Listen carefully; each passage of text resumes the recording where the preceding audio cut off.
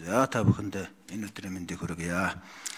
За өнөөдөр бид Монгол улсыг 2021-аас 25 онд хөгжүүлэх 5 жилийн төлөвлөгөөний үндсэн чиглэлийн гүйцэтгэл. За Монгол улсын засгийн газрын 24-аас 28 оны үйл ажиллагааны төлөвлөгөөний гүйцэтгэл. Монгол улсын засгийн газрын 24 оны гүйцэтгэлийн тайлан зэрэг маш олон чухал бичиг баримтуудыг нэлээд олон хяналтын байгууллагууд хянсан ийм тайлан хэлэлцээд байгаа. Нэгэсэндээ 2024 онд Монгол улсын нийгмийн эдийн засаг яаж хөгжвэ гэдэг энэ дүгнэлтийг бид өнөөдөр тавих гээд байгаа. Тэгэхээр энд хамгийн түрүүнд төлөвлөлтийн асуудал байж байгаа. Яг нийгмийн эдийн засагт ямар импакт өгөв? Яг нийгмийн эдийн засагт ямар зүйл болвоо гэдгийг иргэдийн оролцоо санал асуулгаар асууж тодруулаагүй. Хэдүүлээ энд 120 зургуулаа иргэдийн төлөөлөл гэж байгаа боловч өөрсдөө бодож байгаагаар асуугаа яваад байдаг. Ер нь 2024 онд зөвхөн улсын төсвийн хувьд 30.5 их найд төгрөгийг зарцуулсан. Үүний 22.5 их найдыг урсгал зардалтаа зарцуулсан. Энэ мөнгөөр бид яг импакттай ямар зүйл хийчихвэ?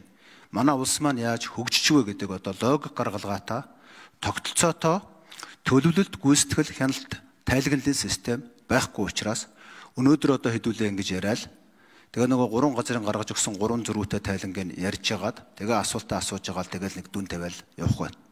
Гэтэл энэний чинь нөгөө талд нь ерөөсөө энэ улсын нийгэм эдийн засаг дээр юу болоод байна вэ гэдэг асуулт байгаа. Иргэдийн харж байгаагаар бол эрчим хүчний зохицуулах хороо бол цахилгааны үн тарифыг нэмсэн. Нийслэлийн иргэдийн төлөөлөгчдийн хурал бол автоврын болон өөрөө хэрэгсэлд ногдуулах албан татварыг өсгөгдсөн. Зам ашиглалтын төлбөрийг нэмсэн. Яг орлого ерөөсөө огт нэмэгдээгүй.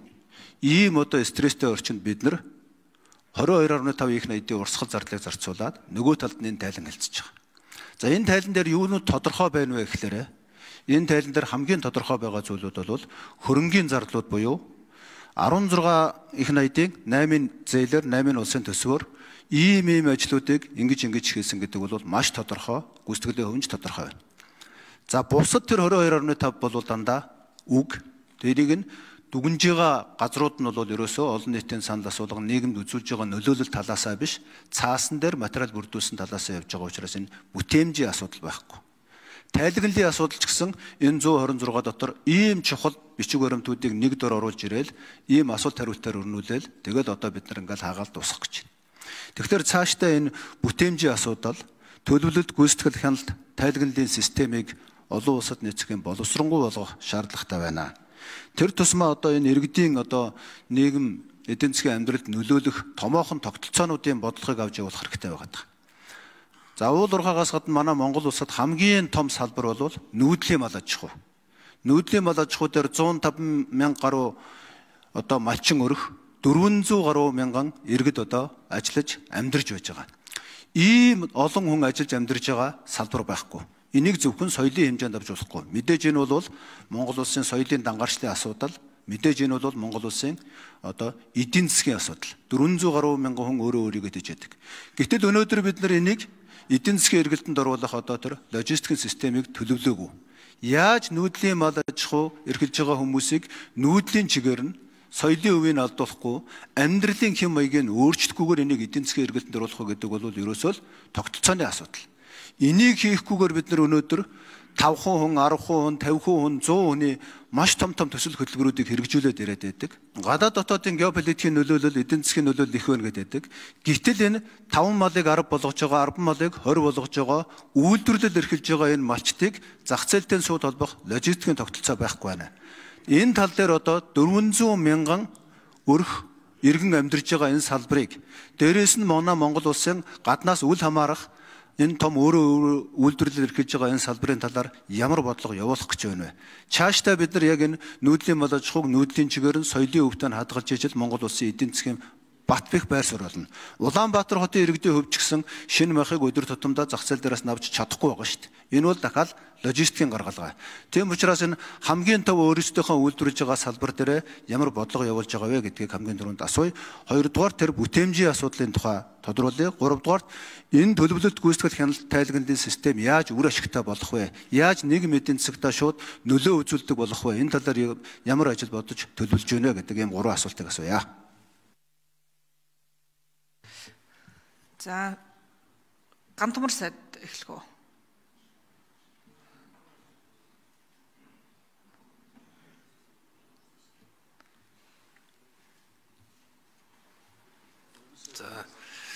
За тэгэхээр нүүдлийн мал аж ахуй дээр бол бид нар мэдээж хагас эрчимдсэн бодлогыг бол их олон жил хэрэгжүүлсэн. За эндээсээ бол ухармааргүй байгаа юм. Жишээлбэл одоо түрүүн инх баяр сайд хэлж штэ. Бид зөвхөн амар мал ядалдаг, мах нийлүүлдэг биш. Одоо 12 сарын альт сард нь бид нар махыг одоо нийлүүлэх ийм чадамжийг ер нь хөдөө аж ахуйн салбарын өрсөлдөх чадвар гэдэг зүйл байна. Хөдөө аж ахуйн салбар бол зүгээр нэг хүмүүс амьд хийдэг салбар биш л дээ. Олон янзаар хилдэг, хил хамгаалдаг, нутаг хамгаалдаг, уламжлалаа хадгалдаг гэж. Тэгэхээр хил хамгаалах, нутаг хамгаалах, уламжлалаа хадгалахын зэрэгцээгээр өрсөлддөг эдийн засгийн хувьд одоо банк бус санхүүгийн байгууллага шиг өөрөө өөрийгөө аваа явж чаддаг, банкны салбар шиг хөгжиж чаддаг тийм салбар болох бодлого нь хамгийн чухал байна. Тэгээ энэ бодлого дээр хөдөө аж ахуйн салбарын манай олон жилийн тууштай баримталж байгаа бодлого бол энэ мал аж ахуйг ер нь эрчимжүүлье. Тэгвэл нүүдлийн аж ахуйг бүрэн устгах гэдэг бодлого бол энд бол ерөөсөө байхгүй. Тийм учраас төлөвлөгдөж байгаа, төсөвлөгдөж байгаа зүйл бол юу вэ гэхээр тэр мал аж ахуй эрхэлж байгаа хүмүүсийн амжиргаа гэж нэг зүйл байна. Амьдралын чанар гэж нэг зүйл байна. Нөгөө талд нь бол өрсөлдөх чадвар, үйлдвэрлэлийн чадлыг нэмэгдүүлэх. Энэ дээр бол маш тодорхой бодлогуудыг бол явуулж байгаа гэдгийг бүгдээрээ мэдж байгаа. Үр дүнд хязгаар хүрэх вэ гэдэг асуудал. Үр дүнд хүрэхийн тулд үйлдвэрлэлийг нь давхар хийж өгөх хэрэгтэй. Одоо бид нар нэг санаачлаг гаргаад байгаа шүү дээ. Малын эзэн, үйлдвэрлэлийн эзэн гэж. Энэ хамгийн оновчтой бодлого болж гарна гэдэгт бол эргэлзэхгүй байна. Тэгэхээр тодорхой тариалан эрхэлдэг. Тариалан гэдэг нь бол малынхаа иддэг хоолыг бэлддэг. Тэгээ мал нь хоолтой тэр хэмжээгээр тарга твэртэй байж идэг. Тэр хэмжээгээр олон улсын зах зээл дээр гаргадаг. Үйлдвэрлэл байгаа дараа нь үйлдвэрлэлд авсан зах зээлийн асуудал яригдж байгаа. Зах зээлээ бид нар бол хамгийн түрүү онилж байгаа нь бол энэ Евразийн зах зээл. Казахстан, Киргиз, Орос, Армени, Беларусь гэдэг. Энэ улсууд руу бид нар бүтээгдэхүүнээ гаргадаг хаалгаа одоо нээж байгаа. Хаалга нээнэ гэдэг нь бол зөвхөн татвараар хэмжигдэхгүй. Хил гайлын асуудал байна, гарал үүслийн асуудал байна, бүртгэлийн асуудал байна. Зөвшөөрлийн асуудал байна гэдэг их олон асуудлуудыг бид нар яралтай шийдэхийн төлөө одоо ажиллаж байна. Тийм учраас бол яг төвшин гишүүнтэй бол санал нэг байна. Хөдөө аж ахуйн салбар босч ээж Монголын эдийн засаг бол бүтэн болох юм байлээ. Босч ээж өөрөө ядуурлаас Монгол улс гарлаа гэдэг дохио бол их тодорхой болох юм байлээ. Тэгэхгүй бол одоо бид нар макро төвшөнд ингээ мөнгөний бодлогоч бай, төсвийн бодлогоч бай. Альч бодлого явуулсан хоёр үзүүртэй болчиход болохгүй байна. Нэг нь Шадар сайд Гантумар дарга микрофоныг нэмж өгье. Хоёр үзүүртэй болчиход байна. Импорт асар их нэмэгдэж байгаа мөнгөний одоо нийлүүлэлт ихссэн учраас тодорхой бодлогын шинжилэлүүд хийгдэж байгаа юм. Нэгвэр хэлбэл импортыг бид нар хэрхэн тогтвортой байлгах вэ гэдэг бодлого явж байгаа. Гэтэл яг импортын үзүүрт нэрвэгдэх аюул нь юу вэ гэхээр импортын сул тавьчихъя. Зөнд нь орчихё гэхлээр барааныхаа үнийг дийлэхэ болчихж байгаа. Барааны үнэ дийлэхгүй төгрөгийн ханшаа алдаад эхлэх юм бол яг нөгөө 40 гаруй хувийн орлого багтаа иргэд дээр цохилт болоод очиж байгаа. Тийм учраас бид нар ингээ хосч олоолохтой яваад шүү дээ. Нэг суллаад, нэг чангалаад мөнгөний бодлого.